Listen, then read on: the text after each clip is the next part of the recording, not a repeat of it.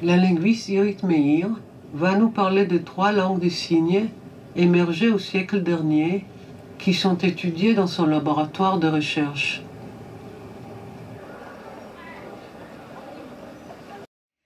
בערך בשנות ה-30 של המאה ה-20 נולדו למשפחה אחת 4 ילדים חרשים. עם השנים החלו להיוולד ילדים חרשים גם במשפחות אחרות, ונוצרה שפת סימנים מתוך הצורך לתקשורת בתוך המשפחה. בני המשפחה השומעים ובני המשפחה החרשים רצו לתקשר אחד עם השני והתפתחה שם שפה. Alors, je me présente peut-être rapidement pour ceux qui ne me connaissent pas. Donc, je suis psychiatre, psychanalyste et je travaille avec les enfants sourds depuis 25 ans à peu près. Et Martine est psychologue, psychanalyste. Nous avons ouvert avec quelques autres une consultation pour enfants sourds il y a 25 ans. Et maintenant un centre régional à Paris avec quelques collègues qui sont dans la salle, qui reçoit les enfants sourds et des enfants entendants de parents sourds. Et je me disais en voyant ton film, Nurit, que si nous avions eu la chance d'avoir ce film il y a 25 ans, on aurait eu peut-être beaucoup moins de difficultés pour expliquer à nos partenaires professionnels, aux écoles, aux parents d'enfants sourds, à quel point cette langue d'abord était une langue et deuxièmement à quel point elle était indispensable aux enfants sourds. Parce que cette langue que vous avez vue de manière un peu décrite, de manière quand même assez idyllique, là dans le film, elle ne va pas de soi, en tout cas en France. Elle ne va pas de soi et les enfants sourds n'y ont pas accès avec facilité. Parce que 95% des enfants sourds ont des parents entendants. Là, on a vu une langue des signes se développer dans des familles sourdes. C'est vraiment une condition tout à fait idéale de développement d'une langue, mais c'est loin d'être le cas en France. Alors je remercie aussi le réseau Ramsès, pour lequel nous organisons un petit peu ce débat ce soir, qui est un réseau d'action médico-psychologique et sociale pour enfants sourds. Ça a peut-être quelque chose à voir avec les hiéroglyphes. Je ne sais pas si l'interprète a bien fait le signe. Ramsès, bien justement non, donc je vais le faire.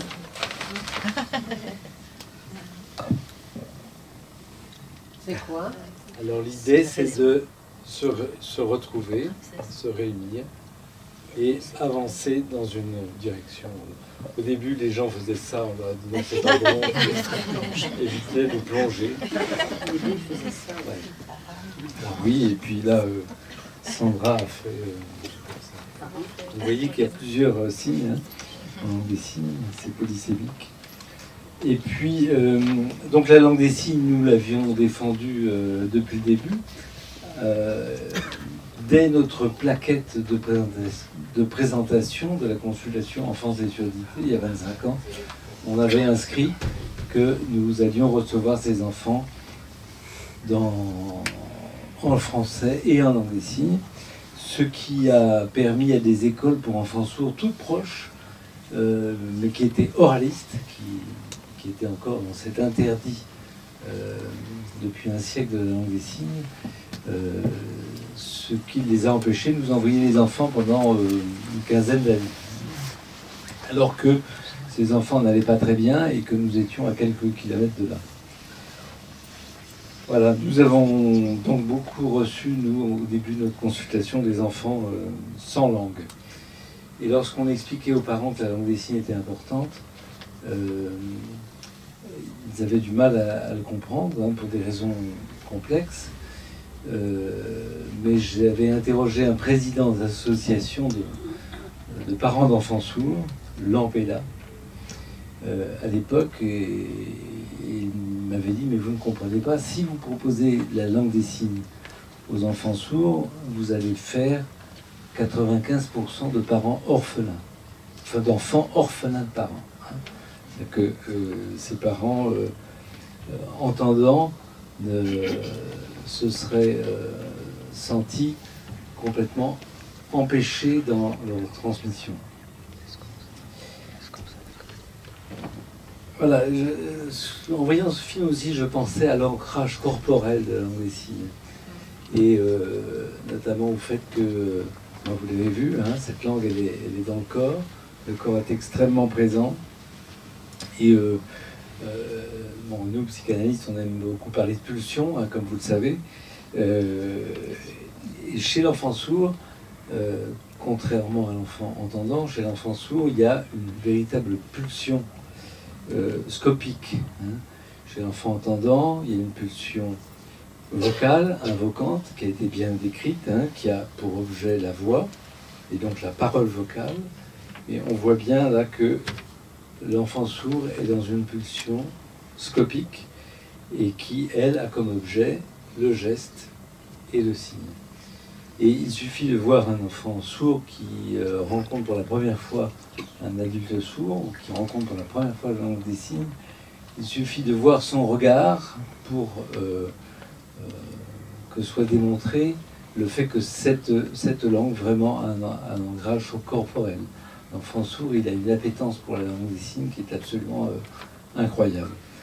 Pas seulement l'enfant d'ailleurs, parce que je me souviens d'une émission de télévision où j'avais vu une jeune femme sourde, oralisante, c'est-à-dire une belle réussite de la rééducation, une belle réussite avec des guillemets, hein, de la rééducation oraliste, qui avait rencontré la langue des signes malheureusement très tardivement, à l'adolescence, et qui disait mais cette langue des signes, c'est ma langue, elle est dans mon corps. Hein. Voilà, donc je vais peut-être m'arrêter là pour passer la parole à Martine. Hein, et puis parce qu'il faut aussi laisser la parole à la salle, en fait.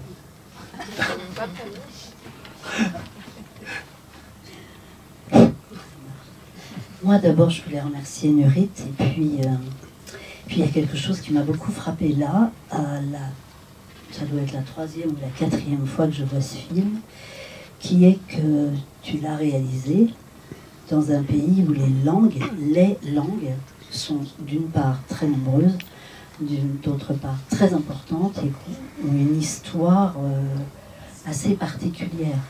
Si on compare avec la France, on pourrait dire que nous sommes dans un pays unilingue d'une certaine façon, d'un point de vue institutionnel et institutionnalisé par l'État depuis la Révolution.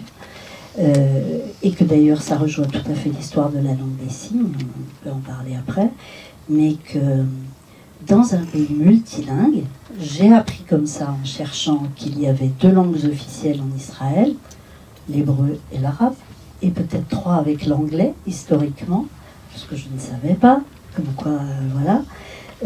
Je trouvais que c'était assez intéressant que justement ce film, que justement les questions sur, que des chercheurs sur l'émergence des langues des signes fassent ce travail en Israël. Parce que je pense qu'il y a un rapport aux langues au pluriel qui peut-être est un peu particulier.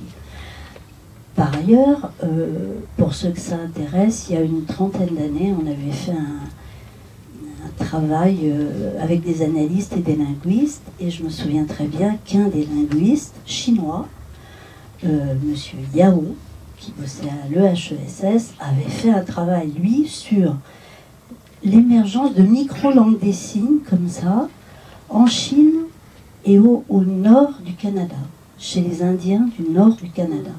Et c'était complètement génial aussi.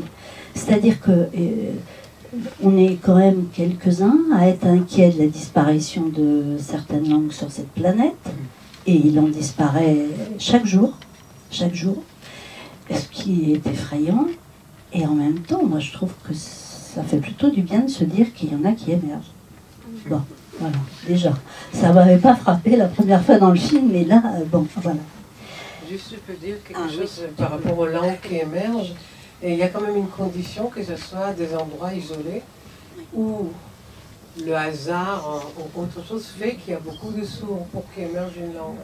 Et ça, c'est des conditions qui sont de moins en moins présentes dans le monde, et que j'ai appris maintenant, parce que l'endroit doit être isolé et pas en contact avec une autre langue des signes, et pas avec contact avec la langue des signes du pays. Mais j'ai appris que là, il y a des chercheurs qui vont encore dans des îles brésiliennes C'est-à-dire, donc, comme par hasard, c'est des îles hein, qui sont où les langues émergent encore. Hein. Il faut qu'il y ait un besoin et une nécessité.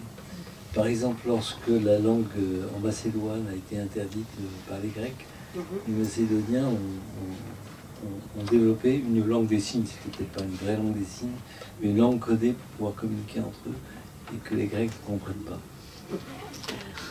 Oui, il paraît aussi, par rapport à ça, je peux dire juste qu'il paraît qu'il y a une sorte de langue des signes qui s'est développée dans les couvents, où ils n'avaient pas le droit de parler.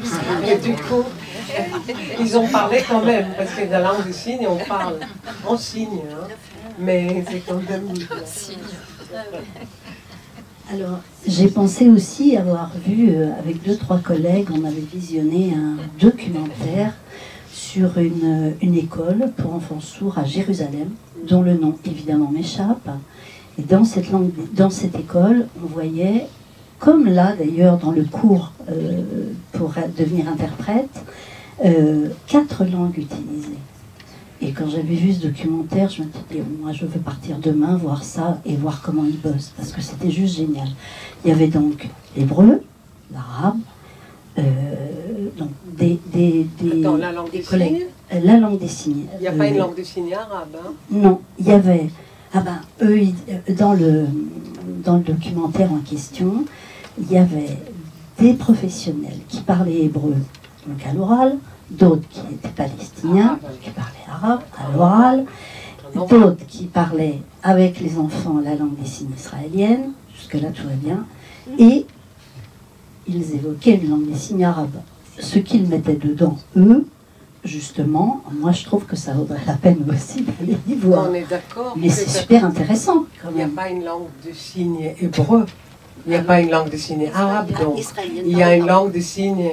Non, il faut juste, j'insiste, parce que les gens croient qu'il y a une langue que les langues de signes correspondent à la langue parlée.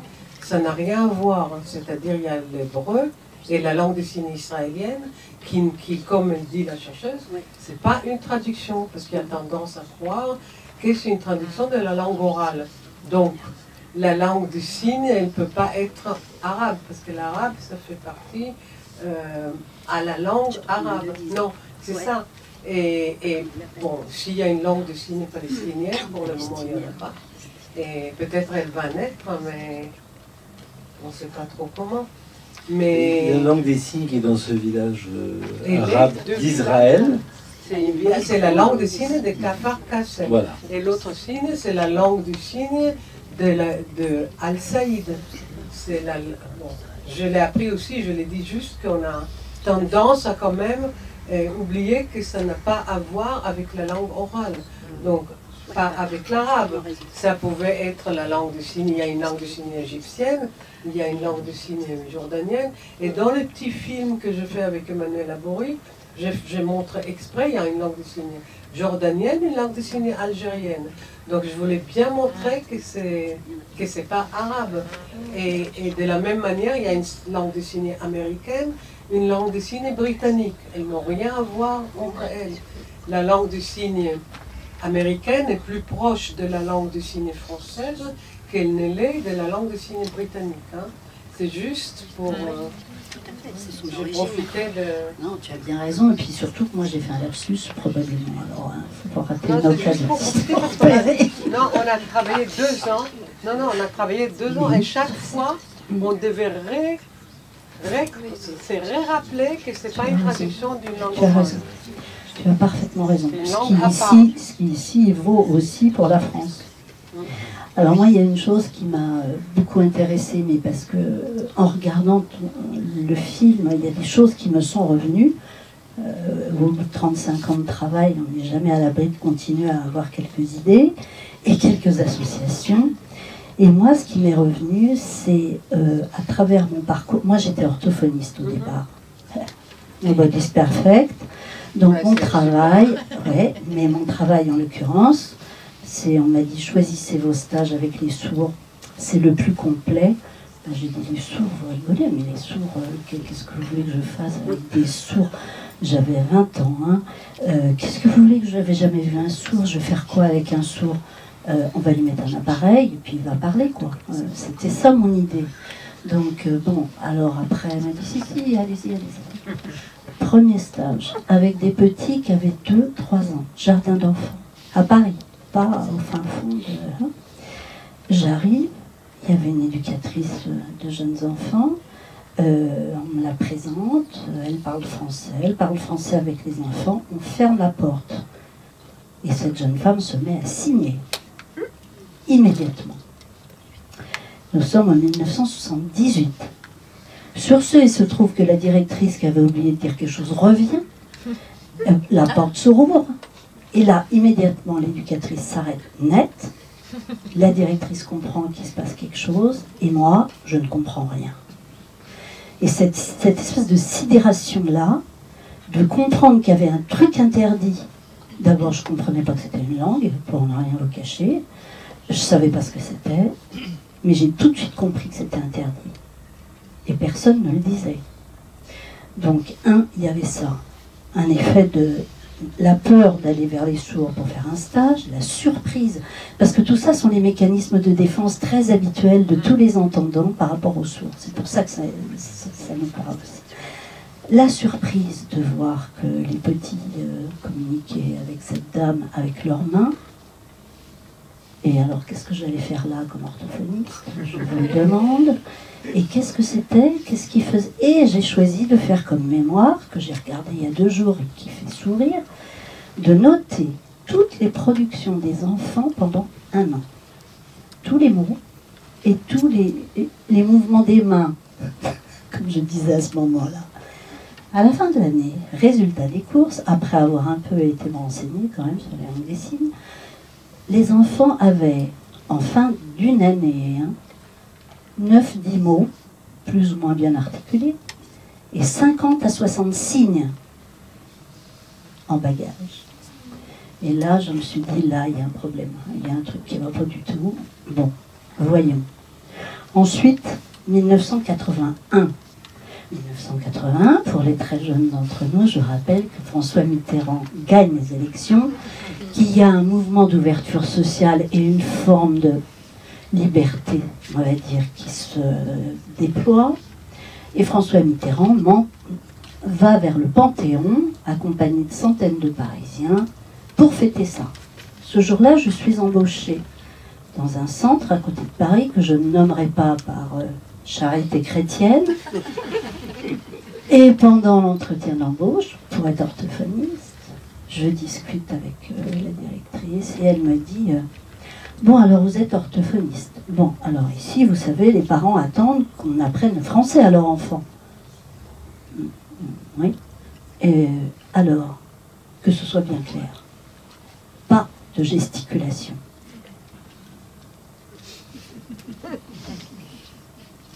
Répétition. Pas de gesticulation, textuellement. Là, je ne suis plus dans la surprise, je me dis, bon, qu'est-ce qui se passe autour de cette langue, qu'est-ce qu'il y a, pourquoi c'est bon. Et donc, je participe avec d'autres à la création d'une association qui s'est appelée GEST, de sourds et d'entendants, en français, en langue des signes, dont le but était justement le partage de tout ce qu'on pouvait partager autour de la langue des signes et du français, en particulier avec la création de IVT,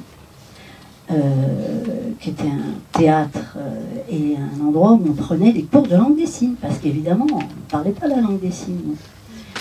Et qu'en France, il n'y avait pas d'endroit où on pouvait l'apprendre avant la création d'IVT, si ce n'est dans les familles, dans les groupes, etc.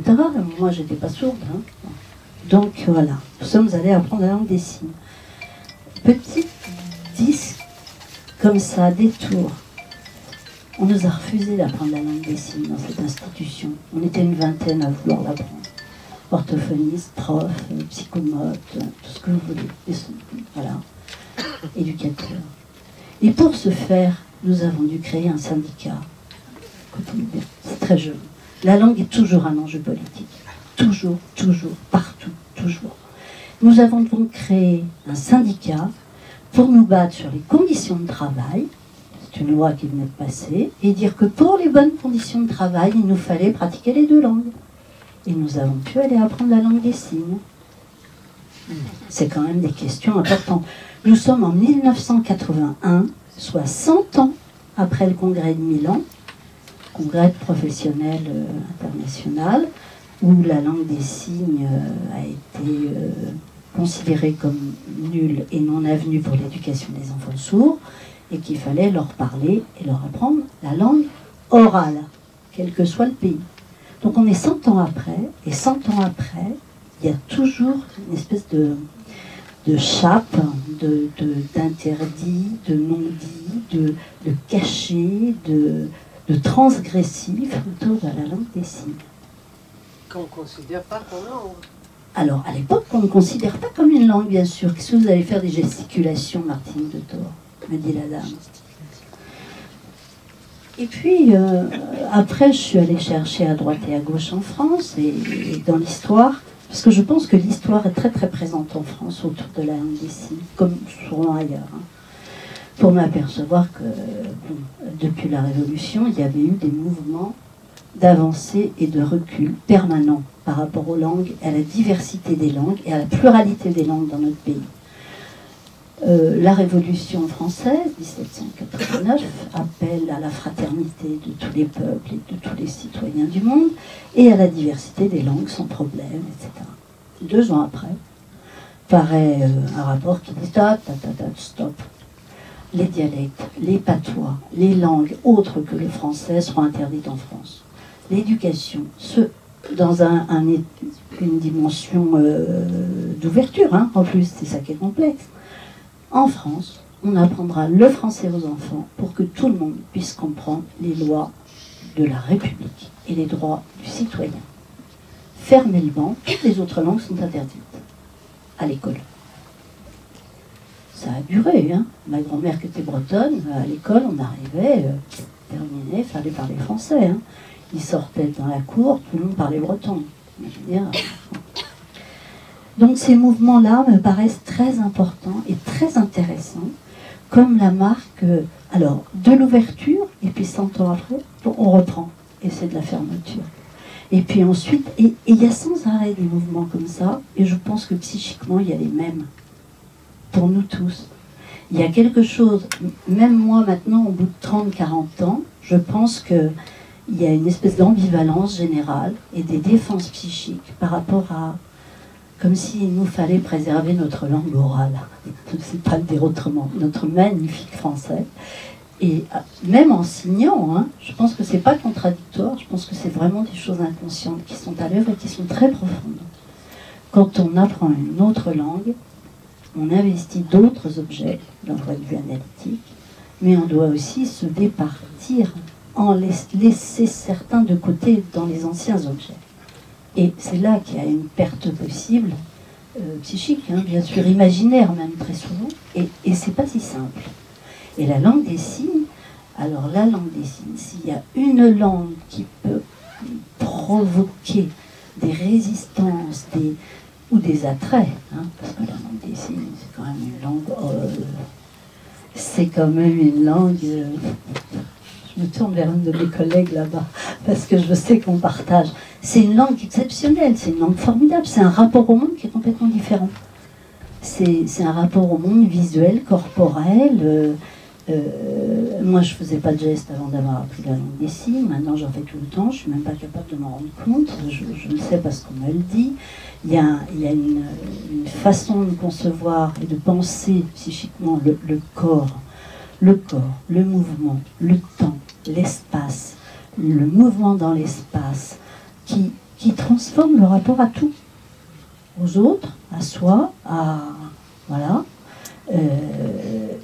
Et ça, moi j'allais dire, c'est une expérience psychique. Ça transforme le rapport au monde.